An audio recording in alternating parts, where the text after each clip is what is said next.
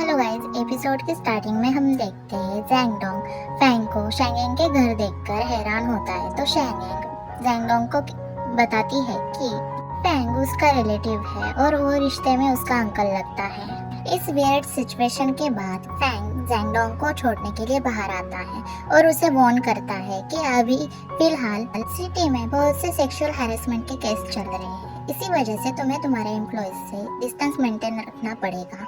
तो जैंगडोंग कहता है कि तुम्हें कोई मिसअंडरस्टैंडिंग हुई है और वो वहाँ से चला जाता है। उसके बाद सीन शिफ्ट होता है नेक्स्ट डे हम देखते हैं कि ऑफिस में फैंग शैंगेंग को चिढ़ा रहा होता है। वो सभी के सामने शैंगेंग को कहता है कि तुम तुम्हारा सीक्रेट बताने वाली हो या मैं बताऊं।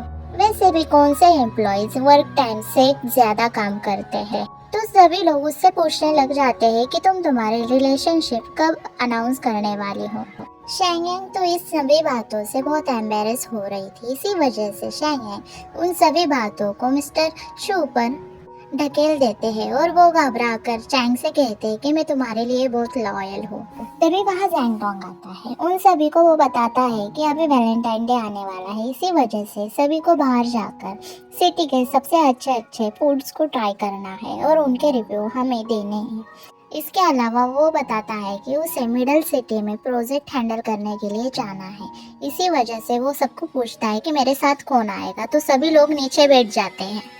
बेचारी शैंगेंग ये अकेली खड़ी रहती है, पर वो बैठने की कोशिश भी करती है, पर फैंग उसे बैठने नहीं देता, इसी वजह से उसे जाने के लिए तैयार होना पड़ता है। ये सभी बातें होने के बाद जैंगडोंग वहाँ से चला जाता है। उसके बाद सीन शिफ्ट होता है। हम देखते हैं कि मिस्टर सू सबके लिए टी लाए होते हैं। तभी शैंगेंग की एक कलीग उससे पूछती है कि मिस्टर सू यहाँ डिलीवरी बॉय का काम क्यों करते हैं। तो वो कहती है कि वो रिच फैमिली से है, यहाँ सिर्फ फन के लिए काम कर रहे हैं।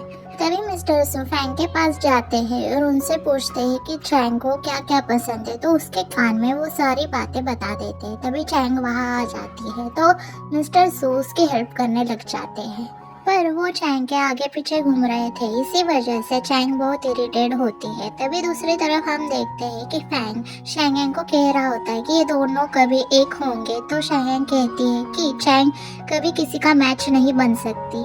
दूसरी तरफ हम देखते हैं शैंगेंग रेस्टोरेंट शी में आई हुई है, जहाँ जैंगडोंग का फ्रेंड उस बूढ़ी लेडी के लिए एक डिश प्रिपेयर करता है। जब वो उस डिश को ट्राई करती है तो वो डिश उस लेडी को बहुत अच्छी लगती है, इसी वजह से फाइनली शैंगेंग उस लेडी को मना लेती है कि वो उसकी स्टोरी बताए। जब वो स्टोरी स्टार्ट करती है और बताती है कि उसकी ग्रैंडमा और उस रेस्टोरेंट के पूर्वज दोनों साथ थे। उसकी ग्रैंडमा एक अच्छी सिंगर थी, इसके अलावा उन दोनों की अच्छी दोस्ती थी और उन दोनों को मैं अपनी फैमिली मानती हूँ, इसी वजह से मैं उस रेस्टोरेंट में जाती थी। जब वो दोनों साथ में थे तो मेरी ग्रैंडमा की डेथ हो गई, इसी वजह से रेस्टोरेंट के जो पूर्वज थे वो भी चेंज हो गए और उन सभी डिश का भी चेंज हो गया है। ये पूरी कहानी सुनकर शैंगेंग तो बहुत सेंटी हो जाती है और जैंगडोंग और शैंगेंग उस लेडी को बाहर छोड़ने के लिए आते हैं। छोड़ते वक्त शैंगेंग उस लेडी को हग कर लेती है और उससे कहती कि कोई भी ज़रूरत पड़े तो मुझे कॉल कीजिएगा, और उन्हें एक टैक्सी में बैठा देती है। तभी जैंगडोंग शैंगेंग से पूछता है कि तुम्हें स्टोरी बहुत अच्छी लगी। तो वो कहती है कि हाँ, इस स्टोरी में दोनों भी पर्सन बहुत अच्छे हैं, इसी वजह से इस स्टोरी को मैं जैसी है वैसे ही रखना चाहती हूँ। तो जैंगडोंग उससे कहता है कि तुम स्टोरी को थोड़ा भी नहीं बदलोगी, मतलब कैरेक्टर भी नहीं बदलोगी। तो वो कहती कि नहीं, और मुझे अभी जाकर ऑफिस में स्टोरी कंप्लीट करनी है। तो जैंगडोंग उससे कहता है कि एम्प्लॉयज ओवर टाइम नहीं करते और मैं तुम्हें फोर्स नहीं करना चाहता। पर शैंगेंग कहती कि मैं ये स्टोरी आज ही कंप्लीट करना चाहती हूँ। तो वो दोनों ऑफिस में चले जाते हैं। ऑफिस में जाने के बाद जैंगडोंग तो घर निकल रहा होता है, तभी शैंगेंग के पेट से आवाज़ आती है क्योंकि उसने सुबह से कुछ भी नहीं खाया होता। इसी वजह से जैंगडोंग सुपरमार्केट में जाकर उसके लिए कुछ चीजें खरीदता है और उसे लाकर देता है। तो शैंगेंग खाना खा लेती है। इसके अलावा काम होने के बाद जैंगडोंग उसे घर भी छोड़ देता है। घर जाने के बाद दोनों सोने की कोशिश करते हैं, पर दोनों को भी नींद नहीं आती क्योंकि दोनों कहीं ना कहीं एक दूसरे को लाइक करने लगे थे। उसके बाद नेक्स्ट डे हम देखते हैं कि चैंग फोटोग्राफी करने के लिए जा रही होती है, बट रास्ते में ट्रैफिक होने की वजह से उसकी गाड़ी बीच में ही रुक जाती है। तभी वहाँ मिस्टर सू आते हैं और चैंग से कहते हैं कि चलो मेरी स्कूटी पर आकर बैठ जाओ। तो चैंग उससे कहती है कि क्यों मुझे एम्बेरस करना चाहते हो सबके सामने, और उन्हें वहाँ से जाने के लिए कह देती है। नेक्स्ट सीन में हम देखते हैं कि फोटोग्राफी का पूरा सेटअप सेट हो चुका है। तभी हम देखते हैं कि चैंग मॉडल का शर्ट ठीक कर रही होती है, बट वो मिस्टर सू देख लेते हैं और जेलिसी के मारे वो खुद ही उसका शर्ट ठीक करने लग जाते हैं। इन सभी बातों से तंग आकर चैंग मिस्टर सू को साइड में खड़े होने के लिए कह देती है। जब वो फोटोग्राफी करने ही लगती है तभी हम देखते हैं कि उसके बॉडी पर लाइट्स गिरने ही वाली होती है, तो मिस्टर सू आकर उसे बचा लेते हैं और चैंग उसे देखने लग जाती है कि उसे ज़्यादा चोट तो नहीं लगी। तो मिस्टर सू से कहते हैं कि मुझे ज़्यादा चोट नहीं लगी, तुम फोटोग्राफी करो, और चैंग फोटोग्राफी करने लग जाती है। दूसरी तरफ हम देखते हैं कि चैंग ऑफिस की तरफ आती है। फैंग उसे बताता है कि जो आर्टिकल उसने बनाया है उसकी वजह से ऑनलाइन बहुत ट्रबल हो गया है, इसी वजह से उस रेस्टोरेंट के मालिक यहाँ आर्ग्यू कर रहे हैं और जैंगडोंग को बहुत डांट रहे हैं क्योंकि उसके ओनर ने इस कॉन्ट्रैक्ट में बहुत सारे पैसे इन्वेस्ट किए हैं। ये सारी बातें सुनने के बाद शैंग अंदर जाती है और उन सभी को बताने ही वाली होती है कि वो आर्टिकल उसने लिखा है, पर जैंगडोंग उसे रोक लेता है और उस स्टोर के ओनर से कहता है कि चलो लीगल कार्रवाई करते हैं। स्टोर के ओनर को समझ आ जाता है कि वो शैंग को बचाने की कोशिश कर रहा है और वो वहाँ से चला जाता है।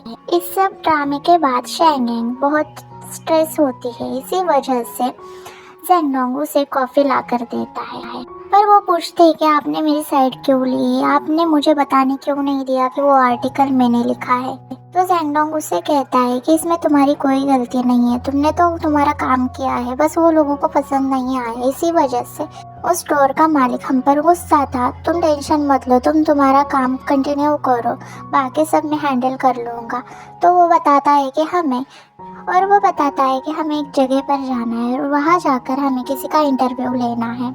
जब वो उस जगह का नाम बताता है तो शैंग कहती है कि वो तो मेरा होम टाउन है और वो उस जगह पर जाने के लिए मान जाती है। नेक्स्ट सीन में हम देखते हैं कि दोनों उस जगह पर आ चुके थे। जब वो दोनों उनसे मिलते हैं तो जैंगडोंग उनको हग कर लेता है, तो शैंग उन दोनों को देखने लग जाती है और खुद को इंट्रोड्यूस करवाती है, पर वो ग्रैंडमा जैंगडोंग को कहती है कि ये तुम्हारी गर्लफ्रेंड है क्या, पर शैंग उनको बताती है कि मैं इनकी सिर्फ कलीग हूँ। उसके बाद वो तीनों अंदर जाते हैं। अंदर जाकर वो ग्रैंडपा को मिलते हैं, जहाँ जैंगडोंग शैंग को बताता है कि जब वो अब्रॉड में था तब ये अंकल और आंटी उसे राइस केक बनाकर खिलाते थे। उसके बाद वो अंकल और आंटी उन दोनों को टेबल पर बिठाते हैं और राइस केक खिलाते हैं। तो शैंग उन अंकल और आंटी को बताती है कि इस वैलेंटाइन सीजन पर हम कुछ ऐसे फूड्स ढूंढ रहे हैं जिसके साथ कपल्स की कोई ना कोई लव स्टोरी हो। तभी वो आंटी अपनी स्टोरी बताने लगती है। जब वो जवान थी उनकी शादी हो गई थी, उनकी शादी को 2 साल हो गए थे, बट उनका हस्बैंड उन्हें छोड़कर चला जाता है। उसी वक्त उनके प्रेजेंट वाले हस्बैंड उनके पास आते हैं और उनको बताते हैं कि मैं पास्ट 19 सालों से तुम्हें प्यार कर रहा हूँ, और वो आंटी उनसे शादी कर लेती है। ये पूरी स्टोरी सुनकर तो शैंग बहुत हैरान हो जाती है और वो जैंगडोंग की तरफ देखने लग जाती है और जैंगडोंग भी उसकी तरफ देखता है। उसके बाद वो दोनों वहाँ से चले जाते हैं। जाते वक्त जैंगडोंग उससे कहता है कि मुझे लव स्टोरी बहुत अच्छी लगी, बस इसमें कुछ एलिमेंट्स हमें डालने पड़ेंगे, बाकी ये लव स्टोरी सभी को छू जाने वाली है। और शैंग भी उसमें हामी भर देती है। तभी हम देखते हैं कि जैंगडोंग शैंग की वीडियो ले रहा होता है, जहाँ शैंग उन आंटी और अंकल की लव स्टोरी बताती है।